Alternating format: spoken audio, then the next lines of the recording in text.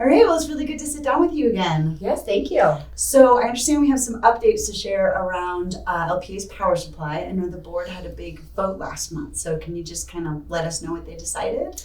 Yeah, so it was pretty monumental. This is the first time really in the region and the US where a cooperative is coming together with Tri-State to develop an alternative. Where we started, it was several years ago where the board and La Plata started looking at this issue about power supply and if we stay with Tri-State or if we leave.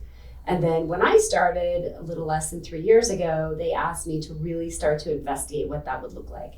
So we started down that path, and we either could look at our current contract with Tri-State and make changes there, or we could look at the buyout or some alternative. And so where we landed is we really focused on the alternative.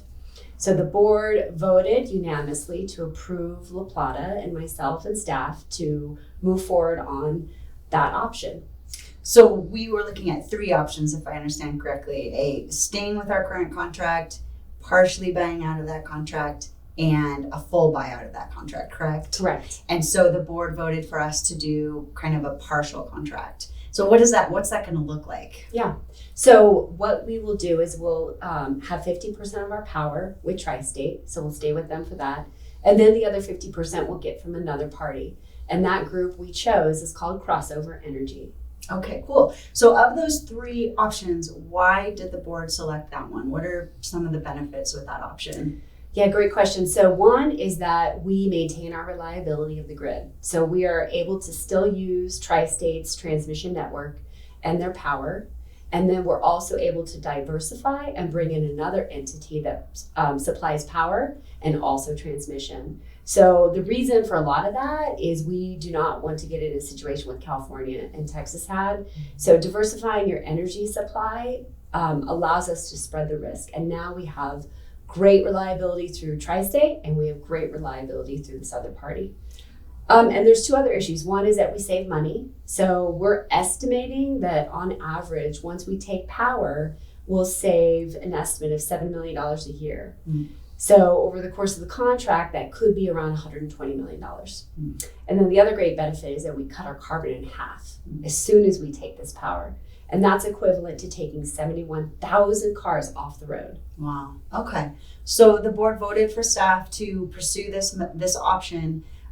Is this a done deal, or is there still some steps left? So because Tri-State is now federally regulated, we still have to take a settlement document jointly with Tri-State to the Federal Energy Regulatory Commission. And folks may hear that as FERC. So we are gearing up to submit that now, and that goes in front of a judge, and then the judge has to make a decision, and then it goes in front of that FERC commission, and there's commissioners. So we're hoping that we'll get a decision this summer. Once that's official, then we can go ahead and complete all of our contracts with Tri-State and Crossover. Great. And then is there any estimated time when we may actually start taking power?